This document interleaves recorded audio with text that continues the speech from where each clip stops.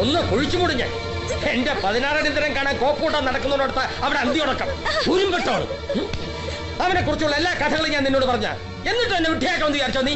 വിഡ്ഢിയായിക്കൊണ്ടിരിക്കുന്ന അച്ഛനാ. പാർത്തേട്ടനെ കുറിച്ച് അച്ഛൻ ധരിച്ചു വെച്ചിരിക്കുന്ന എല്ലാം തെറ്റാ. അച്ഛനെ പാർത്തേട്ടൻ ശത്രുവാണെങ്കിലും എനിക്ക് അങ്ങനെ കാണാൻ കഴിയില്ല. പിന്നെ എങ്ങനെയാ നീ കാണുന്നത്? നിന്റെ കഴുത്തി താലി കെട്ടി കൂടെ പുറപ്പിക്കാൻ കൊണ്ടുപോകുന്നവനായിട്ടോ? എന്തോ കൈവശം തന്ന് പാട്ടിലാക്കിയിരിക്കണം നിന്നെ അവൻ, എന്നെ തോപ്പിക്കാൻ. ഒടുവിൽ ചണ്ടി പോലെ വലിച്ചെറിയോവൻ. നീ ചെവി നുള്ളിക്കോ. എന്തോടാ കുന്തം വിഴുങ്ങോല്ലോ നോക്കിയിരിക്കുന്നത്? പറഞ്ഞ് മനസ്സിലാക്ക്. അതെങ്ങനെ വളർത്തിയത് നീയല്ലേ, പിന്നെ എങ്ങനെ തല തിരിയാതിരിക്കും മൂച്ചേട്ടാ? ഇതോടെ വെച്ച് കെട്ടിക്കൊണ്ടാമതിയുള്ള ബന്ധം. ഇനിയും മുന്നോട്ട് പോയാ നേരത്തെ പറഞ്ഞ ഓർമ്മയുണ്ടല്ലോ, കൊത്തിയഴി ഞാൻ കുഴിച്ചു മൂടും. ഇവിടെ മാത്രമല്ല നിന്നെ.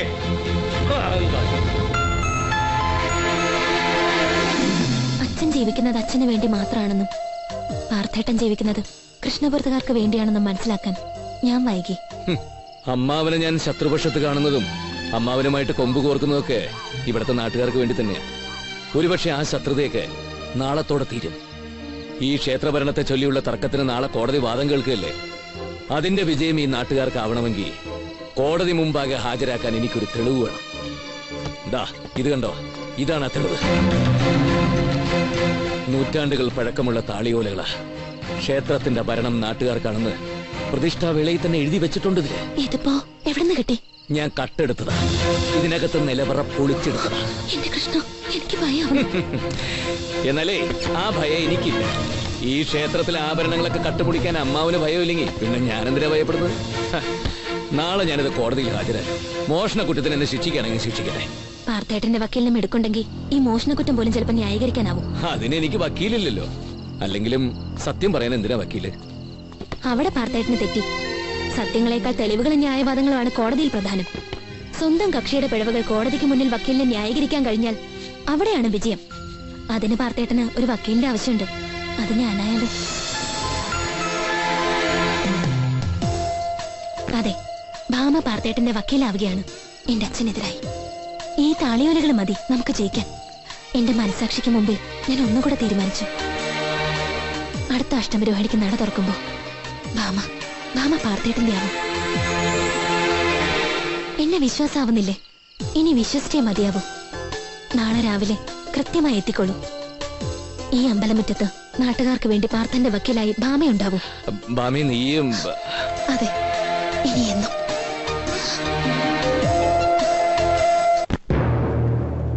OS 116/2007 വാദി പല്ലാരത്തെ വീട്ടിൽ പാർത്ഥസാരഥി, എതിർകക്ഷി പറക്കോട്ടഴികത്ത് ഫൽഗുനൻ തമ്പി.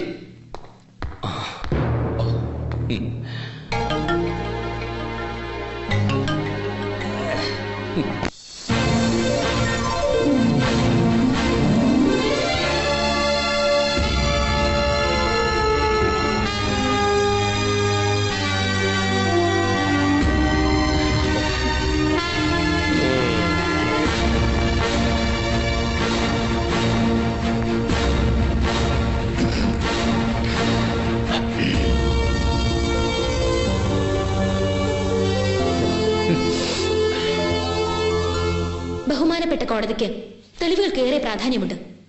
ക്ഷേത്രം നാട്ടുകാർക്ക് അവകാശപ്പെട്ടതാണെന്ന് തെളിയിക്കാൻ എന്തോ ചരിത്രരേഖകൾ ഉണ്ടെന്ന് കുറച്ചു മുമ്പ് ഇവിടെ പറഞ്ഞില്ലേ? പറഞ്ഞു ഉണ്ടല്ലോ.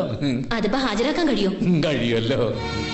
യോർ ഓണർ, ബഹുമാനപ്പെട്ട കോടതിക്ക് മുൻപാകെ വ്യക്തമായ തെളിവുകൾ ഹാജരാക്കാൻ എതിർകക്ഷിക്ക് കഴിയുമെങ്കിൽ ആ തെളിവുകളുടെ അടിസ്ഥാനത്തിൽ ക്ഷേത്രം നാട്ടുകാർക്ക് വിട്ടുകൊടുക്കാൻ എന്റെ കക്ഷിക്ക് സമ്മതമാണ്.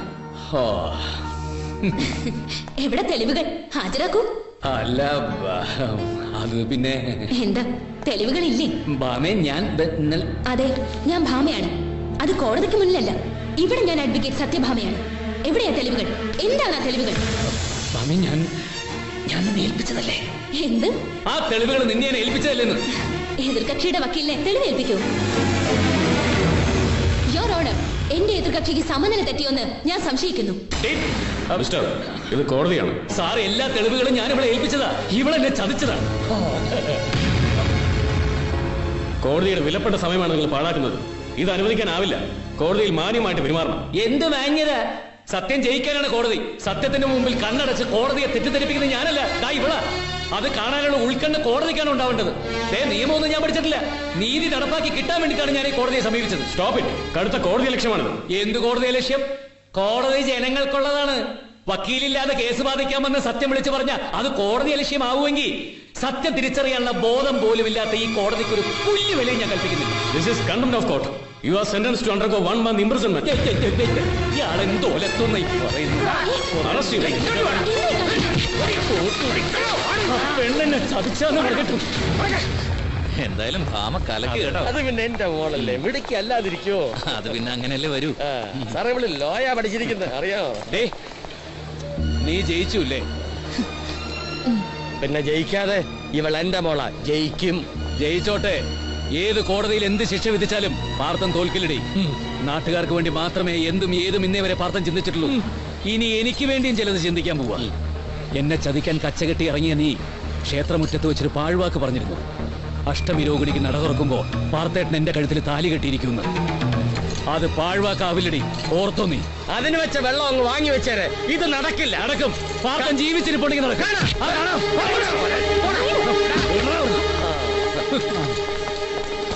സദാശിവൻ പിള്ള മരിച്ചതിന് ശേഷം ഈ കുടുംബം നോക്കാനും പാർത്ഥനെ പഠിപ്പിക്കാനെന്നൊക്കെ പറഞ്ഞ് കുറച്ചൊന്നുമല്ല ഇയാൾ എന്റെ കയ്യിൽ നിന്ന് മേടിച്ചെടുത്തത്. അതിപ്പോ പലിശയുടെ പലിശയൊക്കെ കൂടി എടുത്താ പൊങ്ങാത്ത തുകയായി. അത് മടക്കി കിട്ടാതെ എനിക്കിനി നിവൃത്തിയില്ല.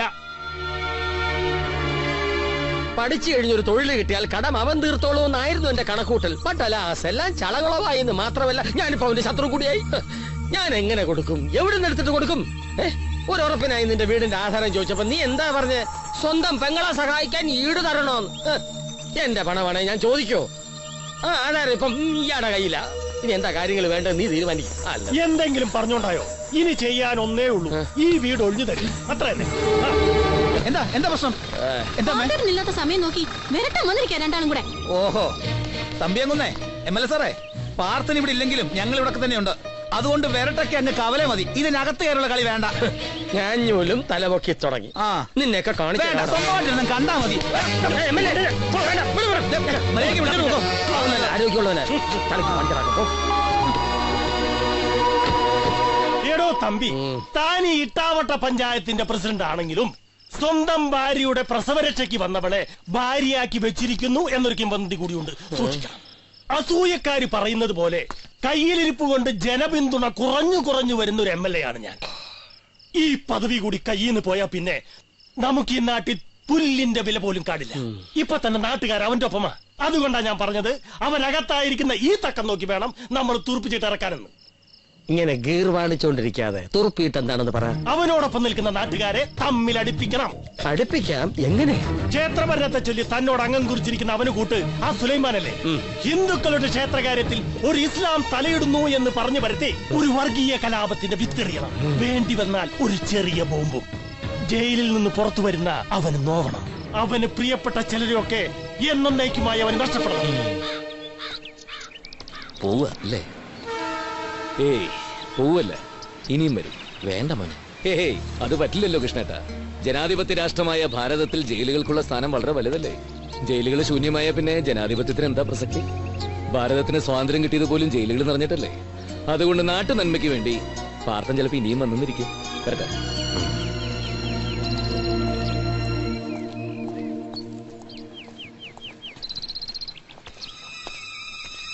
എന്താ പൂങ്കുടി നീ ഒറ്റയ്ക്ക്? അതേ, നമ്മുടെ ചങ്ങാതികളൊക്കെ അവിടെ. എന്താ നീ വല്ലാതിരിക്കുന്നു? പാർത്ഥേട്ടൻ വാ, എല്ലാം വീട്ടിൽ ചെന്നിട്ട് പറയാം. ഏയ് ഇല്ല, ഇവിടെ വെച്ച് പറയേ. അവനെവിടെ സുലൈമാൻ? വാ പോകാം. ഏയ് പറയാനല്ലേ പറഞ്ഞത്. എന്താ സംഭവിച്ചത്? മാറ്. എടേ, ഞാൻ പറഞ്ഞു ഇപ്പൊ പറയില്ലാന്ന്. കേൾക്കണമെങ്കിൽ വീട്ടിലേക്ക് വാ, എന്നാലേ ഞാൻ പറയൂ. വരാൻ.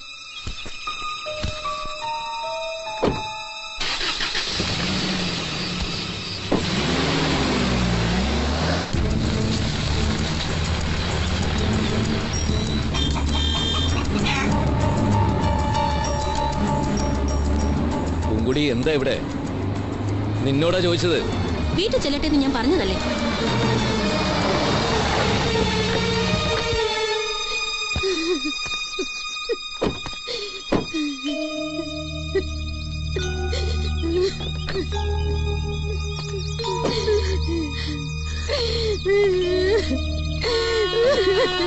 എന്താ എന്താ മാളു?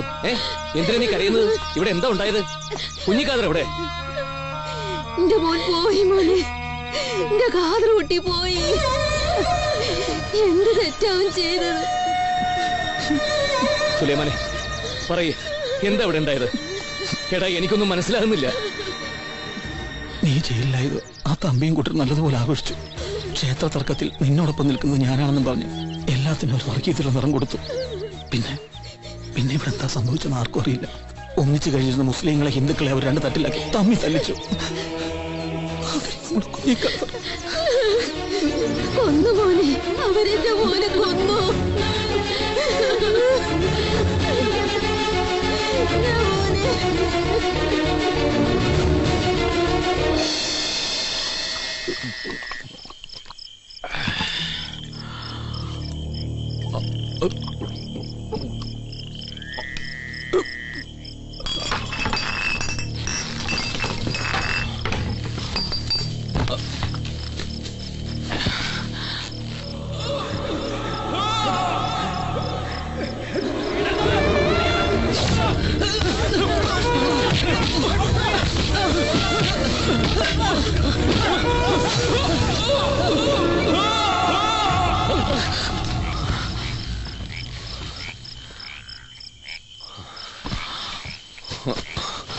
സുലൈമാനെ,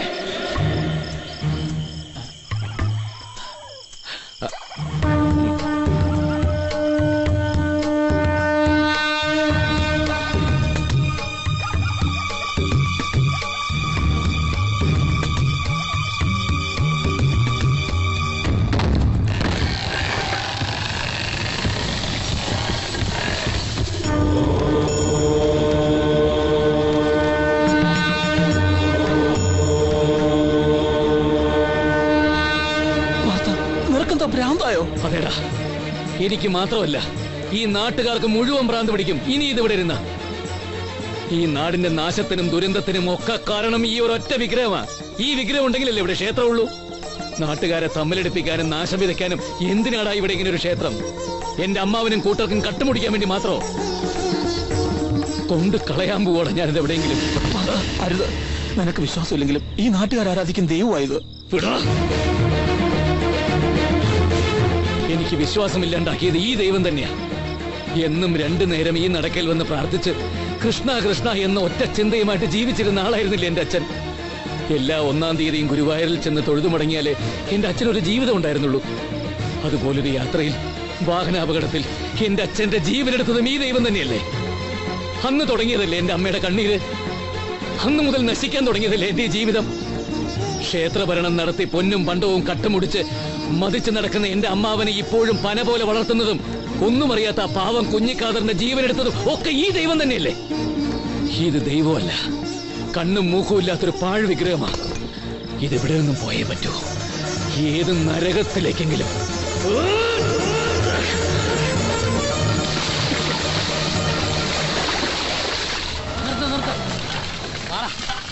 പൂങ്കൊടിയേ, ആ പാർത്തൻ എവിടെ? കിടന്ന് ഉറങ്ങുന്നു. ആ കൊള്ളാം, ഇത് ബോധവും പൊക്കണമൊന്നും ഇല്ലെന്നാ തോന്നുന്നത്. ചേനത്തണ്ടം മാതിരി കിടക്കുന്ന കിടപ്പ് കണ്ടില്ലേ? ഇന്നലെ നല്ല കീറി കാണും. അതെ, എന്നാ പിന്നെ ഇല്ലാത്തത്? പാർത്ത, എടാ പാർത്ത, നിനക്ക് എന്താടാ തലയ്ക്ക് വെളിവില്ലേ? കല്യാണത്തിന് പോകണ്ടേടാ. കല്യാണം? എന്ത് കല്യാണം? എടാ നമ്മളെ കാക്ക ബാലുവിന്റെ കല്യാണമാണ് ഇന്ന് ഗുരുവായൂർ വെച്ച്. നമുക്ക് പോവണ്ടേ? കല്യാണത്തിനൊന്നും ഞാനില്ല. ഗുരുവായൂരാണെങ്കിൽ ഇല്ലേ ഇല്ല. ദേ ഇപ്പൊ കാല് മറന്നോ?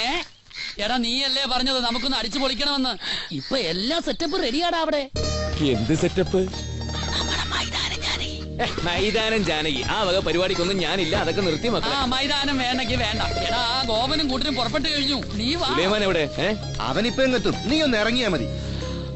ഞാൻ വരണോ? പിന്നെ വരാതെ. നീ ഇല്ലാതെ ഞങ്ങൾക്ക് എന്ത് ആഘോഷവാടാ. വൈകിട്ട് എന്താ പരിപാടി? വൈകിട്ട് ഇതുതാൻ പരിപാടി. അപ്പോ ഓക്കെ.